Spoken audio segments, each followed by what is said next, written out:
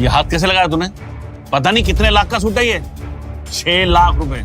मेरे हाथ लगाने से इनका जो 6 लाख का सूट है वो खराब हो जाएगा, इसलिए मेरी अनिका ना कभी ऐसी कोई चीज पहनती ही नहीं जो हाथ लगा के खराब हो जाए। जावेरी खानदान में मैम्बो अंकल सबसे अमीर इंसान थे। अमीरी में और बातों में उनसे कोई भी नहीं जीत सकता था। यही वजह थी कि जब मैम्बो अंकल ने अनिका पर निशाना साधा तो उसे चुपचाप सुन लेना पड़ा। लेकिन जब अनिका की नजर नक्श पर पड़ी, जो अभी भी मुस्कुरा रहा था, तो अनिका का दिल भर आया। जब नक्श ने नोटिस किया कि अनिका की नजर उस पर है, तो तुरंत ही नक्श ने अनिका की ओर देखा और उसके चेहरे की मुस्कान और भी ज्यादा ब्राइट हो गई।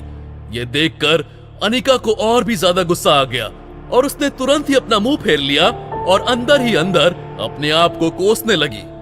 वैसे ही नक्श और अनिका के बीच में बहुत डिफरेंसेस थे और आज मैम्बो अंकल ने आग में घी डालने का काम किया। उनके चेहरे पर शातिर मुस्कान नाच रही थी, जिसे नक्श ने नोटिस कर लिया था।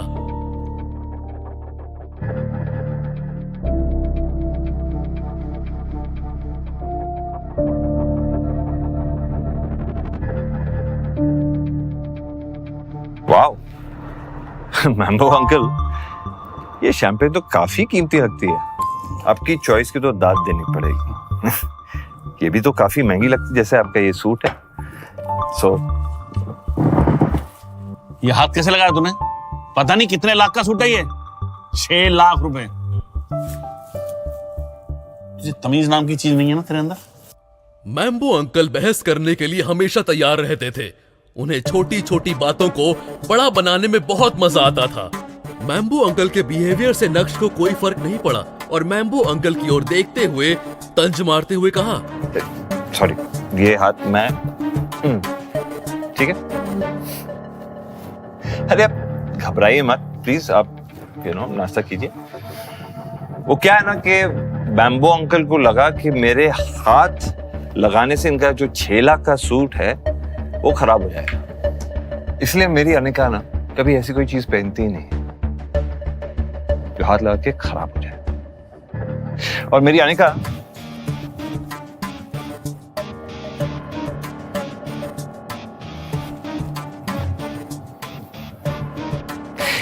इसलिए मेरी खूबसूरत बीवी को खूबसूरत चीजें पसंद है। वो सिर्फ ज्वेलरी पहनती है और वो भी बेशकीमती। ये बोलते हुए नक्श ने अनिका को अपनी ओर खींचा, जो नक्श की बात सुनकर पूरी तरह से स्टंट थी। इन 2.5 सालों में नक्श जितनी बार भी जावेरी खानदान के स्पेशल ओकेजन्स में गया, उसका हमेशा इसी तरह से मजाक बनाया जाता था। लेकिन नक्श की कुछ भी बोलने की हिम्मत नहीं होती थी। लेकिन आज नक्श ने सभी को शॉक कर दिया था। चित्रा को तो अपनी आंखों पर यकीन नहीं हो रहा था। ये कीमती नेकलेस देख रहे हैं आप? इसे ड्रीम लवर नेकलेस कहा जाता है।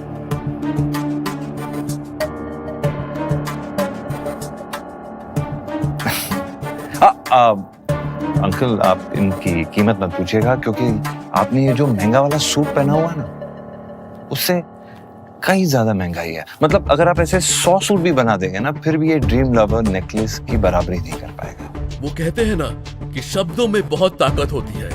नक्श ने ऐसा कुछ कह दिया था कि हॉल में मौजूद सभी लोग साइलेंट मोड पर चले गए थे और पीछे सिर्फ पियानो की मधुर आवाज ही सुनाई दे रही थी। अनिका की गर्दन को गौर से देखने के बाद सारे गेस्ट जैसे पागल ही हो गए। क्या मैंने कुछ गलत तो नहीं सुना या मैं कुछ गलत देख रही हूँ? अरे ये तो ड्रीम लवर नेकलेस ही है। एक पल के लिए अनिका हॉल में मौजूद सभी लोगों के लिए आई कैचिंग पर्सनैलिटी बन गई थी। सभी की नजरें उसी पर टिकी हुई थी और ये देखकर उससे बहुत अच्छा लग रहा था। वो काफी सेटिस्फाइड फील कर रही थी और करेगी भी क्यों नहीं। एक औरत क्या चाहती है? यही कि सब उसकी तारीफ करें और अनिका के साथ यही तो हो रहा था। कुछ समय पहले अनिका को नीचा दिखाया गया था और अब देखिए अनिका टॉप पर पहुंच गई थी। उसी समय अनिका ने अपना ध्यान नक्श पर लगाया, जो ठीक उसके बाजू में खड़ा था। चित्रा के साथ साथ अब अनिका को भी यकीन हो गया था कि नक्श बदल गया है। खैर, ये समय नक्श के अंदर आ रहे चेंजेस जानने का नहीं, बल्कि अपनी और ज्यादा वाहवाही लूटने का था। इसलिए अनिका बार बार अपना हाथ ड्रीम लवर पर लगाते हुए सभी को दिखाने और साथ ही साथ जलाने की कोशिश कर रही थी। तुम सब लोगों को बेवकूफ बना रहे हो। अरे कैसा ड्रीम लवर?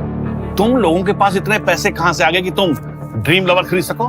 मुझे ये पक्का यकीन है कि अनिका ने नकली ड्रीम लवर नेकलेस पहना हुआ है। हालांकि उन्हें पता था कि वो असली ड्रीम लवर ही है, लेकिन इस समय वो अपनी बात को सामने रखते हुए उसे फेक बताने की कोशिश कर रहे थे। उन्हें लग रहा था कि लोग उनकी बात पर यकीन करेंगे और ये बात आगे तक जाएगी। वैसे भी उन्हें इस तरह की बहस करने में मजा ही मजा मिलता था। जब नक्श ने यह सुना तो उसके चेहरे के एक्सप्रेशंस पूरी तरह से बदल गए थे।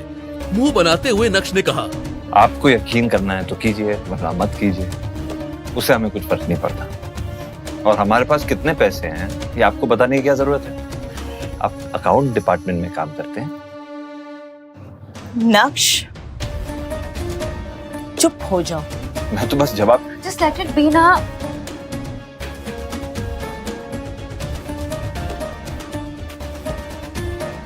भाई साहब, नक्श आपसे बहुत छोटा है।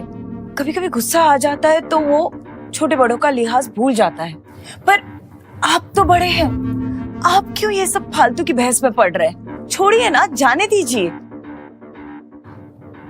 मैम्बो भाई, अच्छा कावेरी दिखाई नहीं दे रही है, बच्चे भी नहीं दिखे, कहाँ है सब?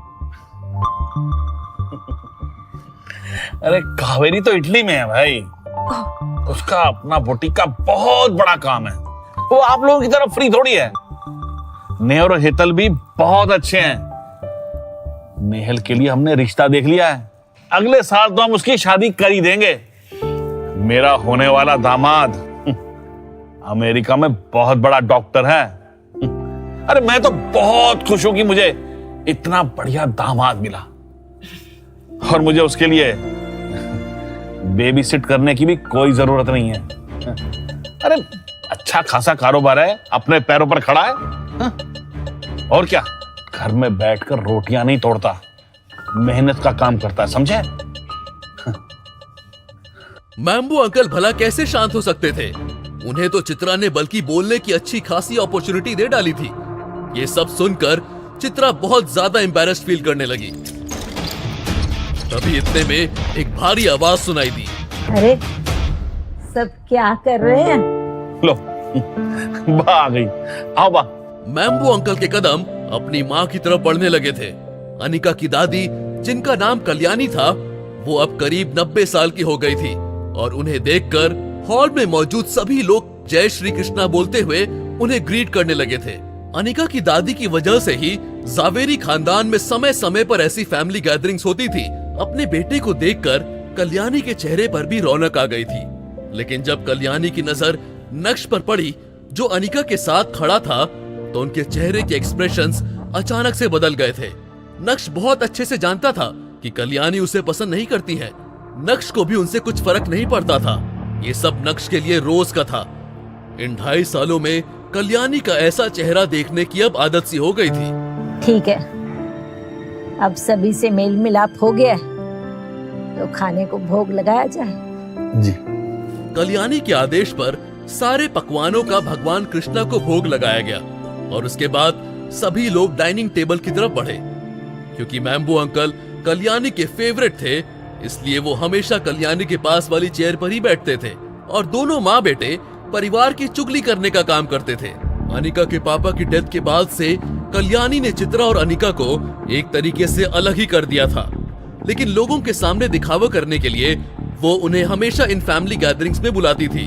जब सभी लोग डाइनिंग टेबल पर बैठ गए तो कल्याणी ने कहा, मैं आप सभी का यहाँ आने के लिए बहुत बहुत शुक्रिया करना चाहती हूँ। मैं इसी तरह पूरे परिवार को एक साथ जोड़ना चाहती हूँ। जब तक मैं जिंदा रहूँ तब तक मैं सबको एक साथ लेकर चलना चाहती हूँ। मेरे मरने के बाद भले ही आप लोग कुछ भी करो, लेकिन आप सबको एक साथ इतना खुश देखकर मुझे बहुत ही खुशी मिलती है। उम्मीद करती हूँ कि इसी तरह पूरा परिवार हमेशा एक साथ रहेगा। और कभी भी एक दूसरे का साथ नहीं छोड़ेगा। प्यार भरा भाषण देने के बाद डिनर की शुरुआत हुई। डिनर में ढोकला, गाठिया, ठेपला, खांडवी, कढ़ी, बाप रे, इतना कुछ था कि डिशेस का नाम लेते लेते ही पेट भर जाएगा। जब नक्श की नजर डिनर स्प्रेड पर पड़ी तो उसके मुंह में पानी आने लगा था। खाने पीने के मामले में नक्श की डाइट बहुत अच्छी थी। जैसे ही खाने की शुरुआत हुई वैसे ही नक्श अपनी धुन में खाना खाने लगा। वो बेफिक्रे की तरह अलग अलग डिशेस के मजे लेने में लगा हुआ था। अनिका और चित्रा ने भी नक्श को कई बार देखा, लेकिन नक्श ने ऐसे प्रिटेंड किया जैसे मानो उसने उन दोनों को देखा ही नहीं हो। नक्श के ईटिंग मैनर्स भी बुरे नहीं थे, बस वो खाना सभी से बहुत फास्ट खाता था और इसी वजह से सब उसे घूरते थे। लेकिन अगर नक्श खाना खाते हुए इस सब के बारे में सोचेगा तो वो ठीक से खाना नहीं खा पाएगा। खाना खाते हुए अचानक से कल्याणी ने बोलना शुरू किया। यहाँ आने से पहले मुझे एक बहुत ही रिलायबल न्यूज़ मिली है कि भानुशाली ग्रुप अपना सीईओ बदल रहा है और ये भी सुनने में आया है कि वो सीईओ बहुत ही यंग है, बिल्कुल हमारी पोती अनिका के जैसे। शायद 2-3 दिन में ऑफिशियली अपॉइंट कर दिया जाएगा। कल्याणी की बात खत्म होते ही वहाँ मौजूद सभी के चेहरों पर सरप्राइज्ड एक्सप्रेशन देखा जा सकता था। फुसफुसाने का दौर भी शुरू हुआ और सभी के मन में कुछ बेसिक कॉमन सवाल थे कि भानुशाली ग्रुप अचानक से अपना सीईओ क्यों बदल रहा है। उस कंपनी में ऐसी भी क्या उथल पुथल हो गई है कि उन्हें सीईओ बदलने की जरूरत पड़ रही है।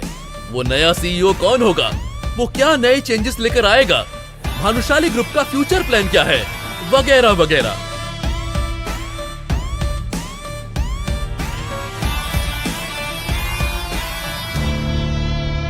हालांकि सभी लोगों को पता था कि ये उनके लिए एक अच्छी अपॉर्चुनिटी साबित होने जा रही है।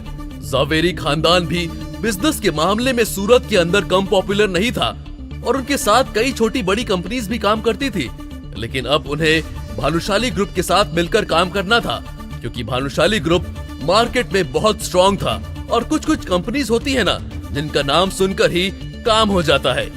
भानुशाली ग्रुप उनमें से था और यही वजह थी कि जावेरी खानदान उनके साथ में अग्रीमेंट साइन करना चाहता था।